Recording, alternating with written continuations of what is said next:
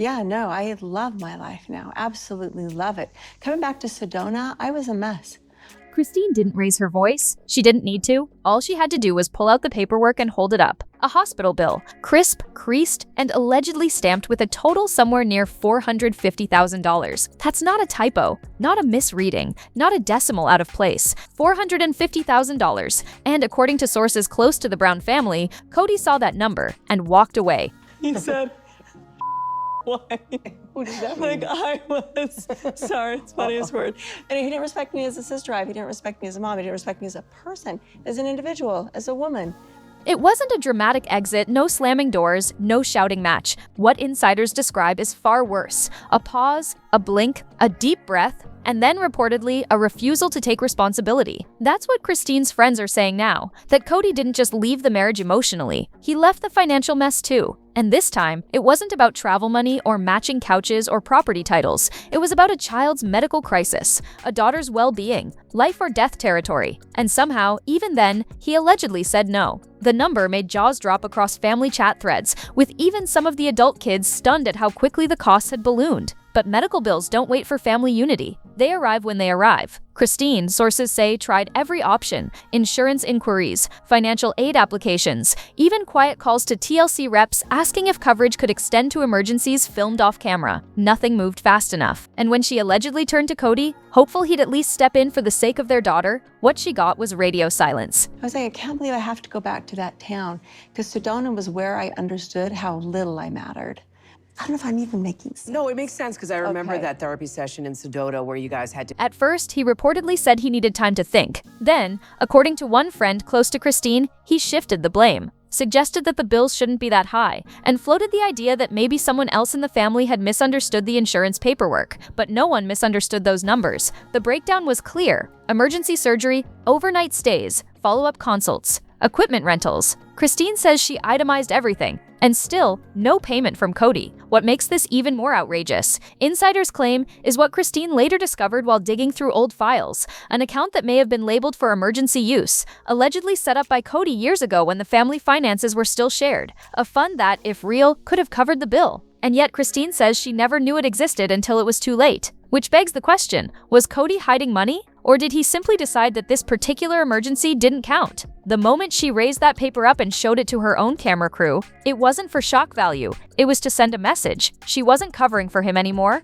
And this wasn't just about dollars. It was about betrayal. Christine, once the most loyal of all the sister wives, had hit her breaking point. But what really happened the night that medical crisis began? And who else was there to witness Kody's refusal? That's where this story really starts to twist. It started with a phone call in the middle of the night. Christine had gotten used to late-night texts from her kids, but this one wasn't casual. It was urgent. One of her daughters, whose name remains protected for privacy, was reportedly in excruciating pain. Not a stomach bug, not something that could wait until morning. Within minutes, Christine was in the car, racing through the darkness, calling every emergency contact she had. The hospital was over 30 minutes away, and in those 30 minutes, everything changed. Insiders close to the family described Christine as calm but trembling. She wasn't new to medical scares, but this one hit different. The pain was sharp, the symptoms alarming. When they arrived at the ER, nurses rushed her daughter in immediately. What followed was a blur of white coats, beeping monitors, and forms she didn't even remember signing. She just knew her child needed help, and she wasn't going to let anyone fall through the cracks.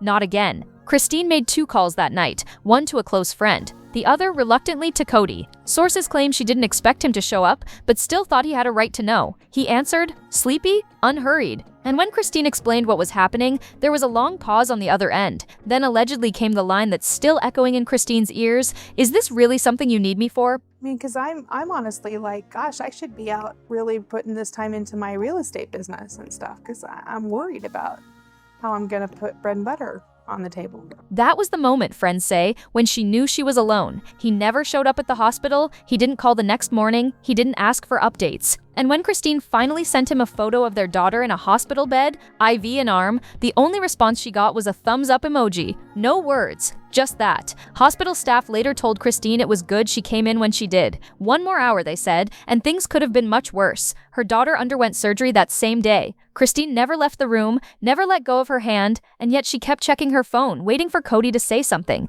Anything. One nurse, who allegedly recognized the family from the show, quietly told a colleague she'd overheard Christine on the phone trying to reach someone who wouldn't pick up. That same nurse claimed she later saw Christine crying in the hallway, alone, clutching her coat like it was the only thing holding her together. Another member of the staff reportedly heard Kody's voice over speakerphone at one point and swears he muttered something about people needing to take personal responsibility before hanging up. Nothing about that night felt like a family. It felt like abandonment wrapped in silence. And when the bills started to pile up days later, when the estimates crept past 100,000, then 200, then 4, Christine waited to see if Kody would offer anything. A card? A call? A check? She's still waiting. But when she opened the billing summary weeks later and saw where some of the costs could have been diverted, that's when she realized something was off. Very off. Because what she found next may point to money Kody never intended her to see. Christine's hands trembled as she flipped through the statement, each page thicker than the last. The hospital had sent everything, itemized, tabulated, line by line. The grand total? $450,000 and change.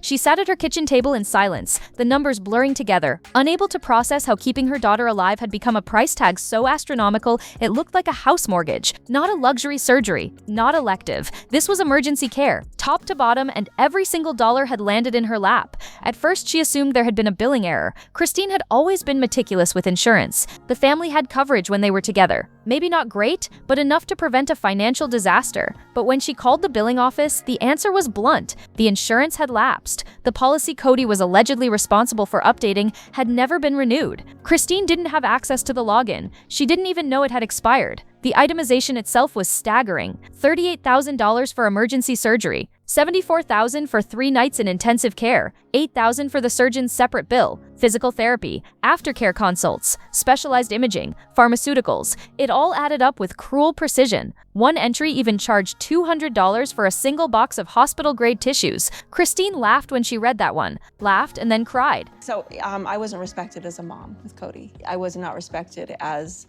a wife. I wasn't respected as a sister wife. He thought that I was, what does he call it?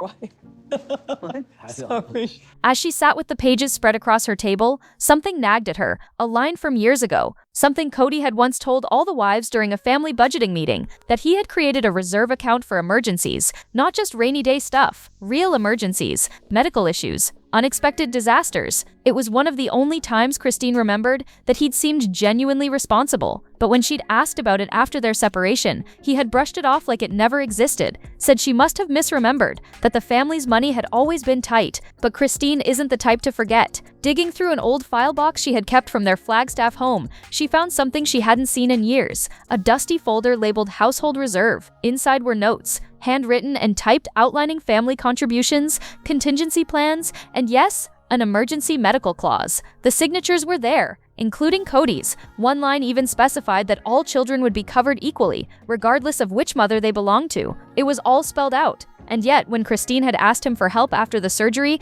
he had claimed he had nothing to give. So where did the money go? Christine has kept that folder close ever since. Some say she scanned every page and sent copies to a lawyer. Others whisper that she's preparing to go public with it.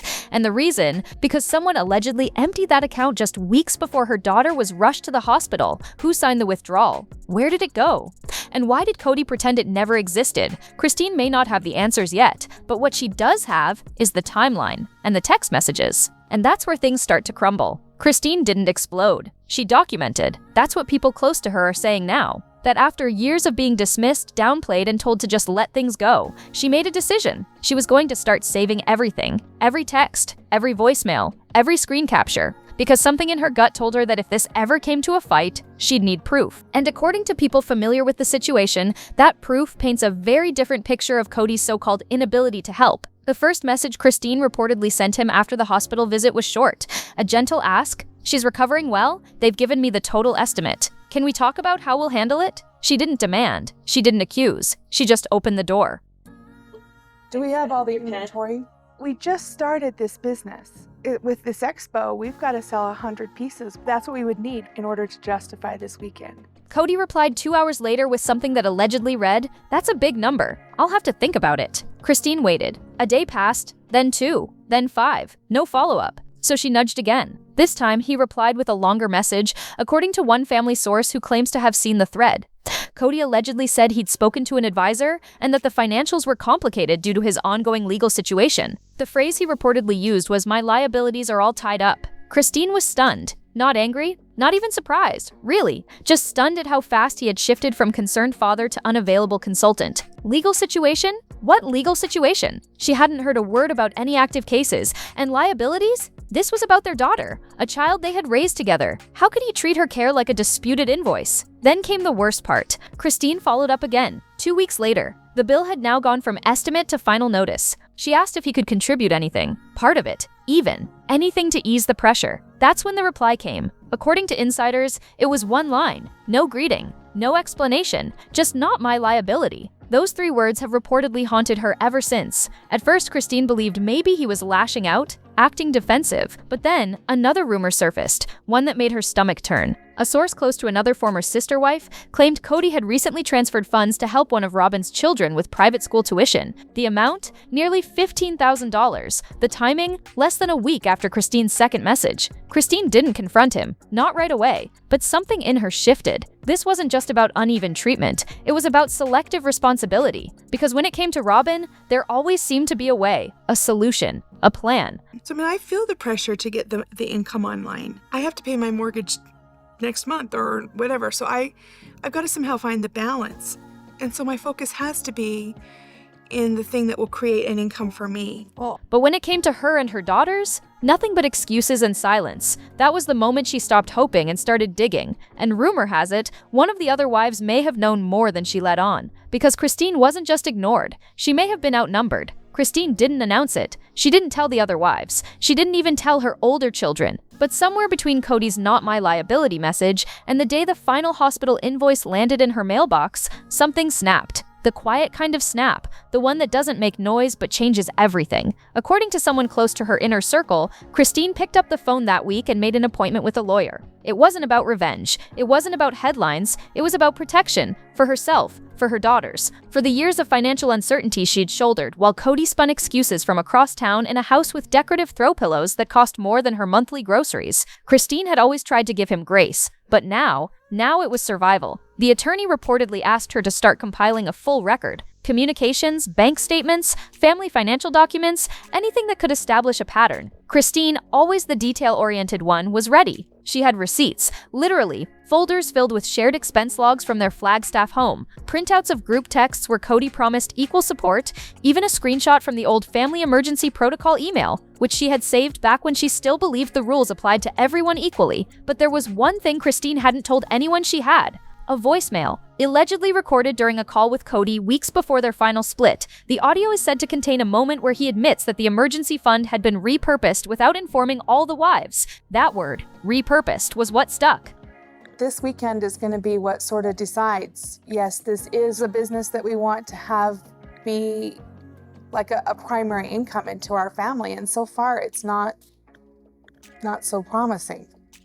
Christine played the message over and over, not because she needed to hear it, because she couldn't believe she'd let it go the first time. The call had been long, meandering, full of dodges and deflections, but buried in the middle was that one line. And now, months later, it meant everything. Rumors suggest she saved the voicemail to a secure drive and shared it with her attorney. Some insiders claim she also played it for one of the sister wives' producers, who allegedly gasped when they heard it. Not because of what Kody said, but because it could change everything. Christine, for the first time in years, had leverage. But this wasn't about getting even. This was about establishing truth. If the courts ever got involved, she wanted her story straight. And more importantly, she wanted to protect her daughters from being left behind again. Because when your child goes through a medical emergency and your partner's first instinct is to shrug, it's not just a parenting failure. It's a betrayal on every level. Christine hasn't said publicly whether she'll ever use that voicemail, but according to those around her, it gave her clarity. It reminded her that she wasn't imagining things, that the neglect, the excuses, the emotional distance, it was all real. And it had been real for a long time.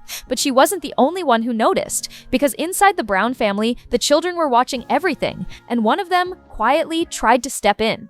They don't say much in public, but the Brown kids have seen it all. And when it comes to Christine's daughters, especially the one who spent nights under fluorescent hospital lights recovering from emergency surgery, the silence has spoken volumes. Behind the smiles and occasional family photos, there's a heaviness that those close to them say hasn't gone away. Because no matter how grown they are, no child forgets when a parent shows up, or when one doesn't. According to family friends, the daughter at the center of the hospital ordeal struggled not just with the pain of recovery, but with something quieter and harder to name: abandonment. It wasn't just the physical absence of Kody during the most frightening days of her life. It was the total lack of support after. No check-in call, no get-well card, not even a passing text message that wasn't prompted by Christine first. I hope we sell every piece that we have, because if we don't, I don't know, we may not make our numbers, and we can't afford another loss. One insider claims that the emotional toll hit hardest about a week after the surgery, when the daughter, feeling helpless and still groggy from medication, allegedly asked her mom, "Does Dad not care that I almost died?" Christine, sources say, didn't know how to answer. It was around that time that one of the older siblings allegedly began drafting a crowdfunding page, not to raise money publicly, but as a contingency plan, just in case the bills kept piling up and Christine couldn't stay afloat. The draft was never published, but several people close to the family confirm it existed, and the idea of it alone shook Christine to her core. Her kids shouldn't have to consider that. Not with a father who could afford new boots, new furniture, and trips between houses. Not when the money had once been shared. The emotional ripple didn't stop there. Other siblings reportedly started asking quiet questions. Why was Robyn's household never short on cash? Why did her kids get full coverage and shopping sprees while others got side-eye and shrug emojis?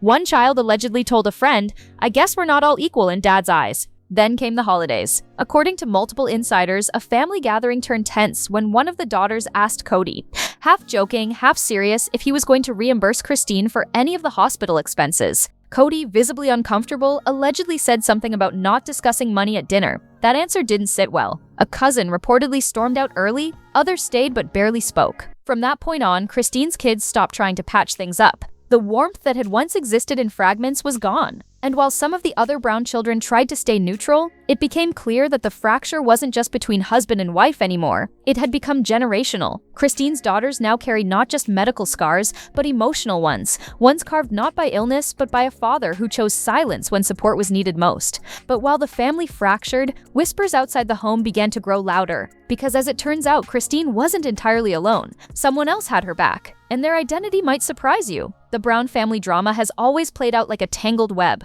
but what's unfolding now has pulled in more than just relatives. Christine's strength and heartbreak haven't gone unnoticed. In Flagstaff, in church circles, and even among longtime crew members who once filmed her quiet loyalty episode after episode, word has traveled fast. And what's emerging is a groundswell of sympathy for Christine, and not for the man she once trusted to lead their family.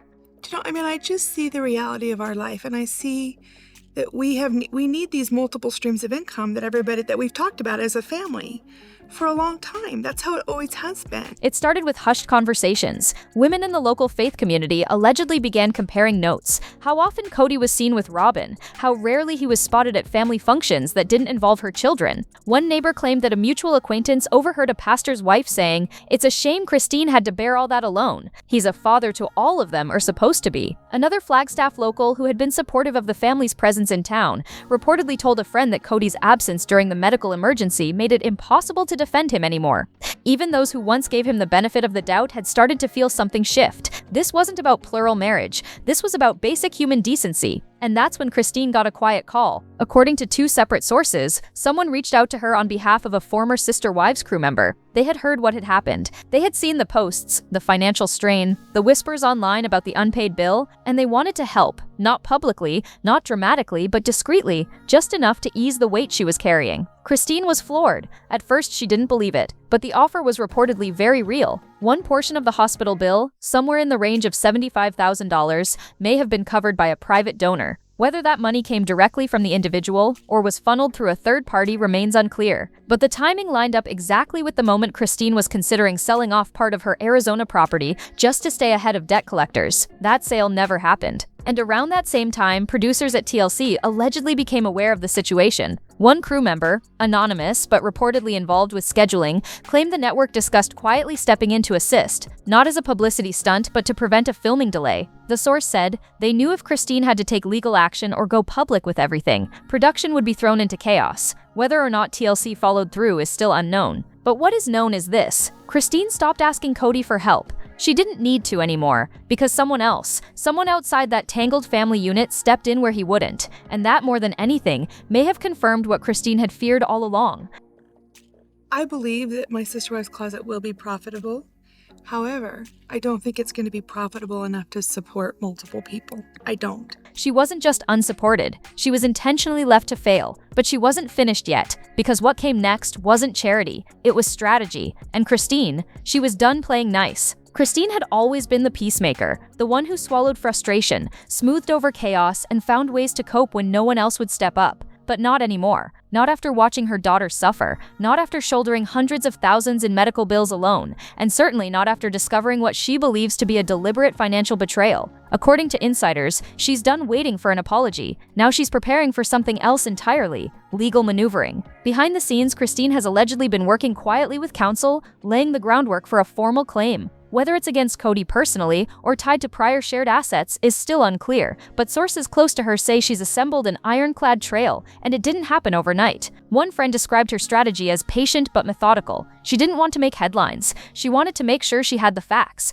And those facts? They're piling up. Christine has reportedly collected years of emails, texts, shared banking statements, and joint account documentation that spans well into their final months together. The focus? Patterns. Promises. Proof that Kody had, at multiple points, either acknowledged or actively participated in financial planning that should have included all the kids, hers included. At the center of it all, allegedly, is that voicemail. The one insiders say contains Kody's offhand comment about repurposing the emergency fund. That word, repurposing, may not sound explosive, but legally it could carry weight, especially if it points to misuse of communal funds or misrepresentation to the other wives. Even more compelling is the possibility that this message wasn't a one-off. One source close to Christine claims she also recorded a phone call weeks later in which Kody allegedly contradicted himself entirely, saying there was never any official fund and that everyone took care of their own. If both clips exist, the contradiction alone could suggest willful deception. Lawyers who have worked with reality TV families before say these situations are murky. Without a legal marriage, it's hard to establish financial obligation between partners. But what can matter, especially in court, are written agreements, documented patterns, and statements made in good faith over shared property or children. Christine, insiders say, has all three. She's also kept track of payments made post-separation.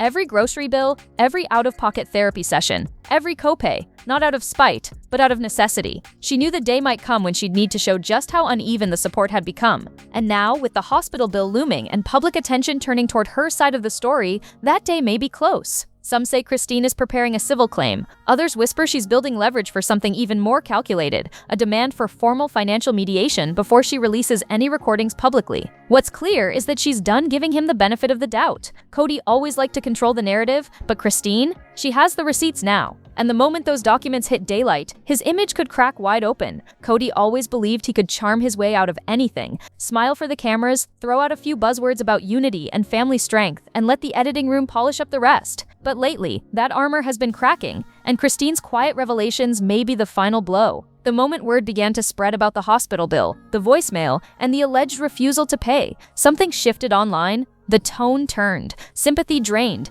and the questions came pouring in. Why didn't Kody help? Why was Christine left to face that mountain of debt alone? Why did Robin's kids seem to live in a world of security and support, while Christine's daughter was recovering in a hospital bed without so much as a check-in call from her father? Social media lit up. Former fans started revisiting old clips, dissecting Kody's body language, rewatching the moments when he talked about equal love and being present. Comments poured in like tidal waves. Some called him negligent, others called him selfish. A few even used the word coward, but one thing united them: disbelief. This wasn't just about a father failing to pay a bill. It was about the collapse of his credibility. Behind the scenes, sources allege Kody tried to get ahead of the storm. According to one insider who has worked on multiple TLC projects, he reached out to a public relations contact who had previously done image rehab work for reality TV figures. The request? Help redirect the narrative, frame the issue as complex family finances and private matters being distorted. But the PR firm reportedly declined to take him on, and the damage wasn't limited to public opinion. There were real consequences. One brand that had once explored a potential partnership with Kody for a fatherhood-focused podcast quietly pulled out.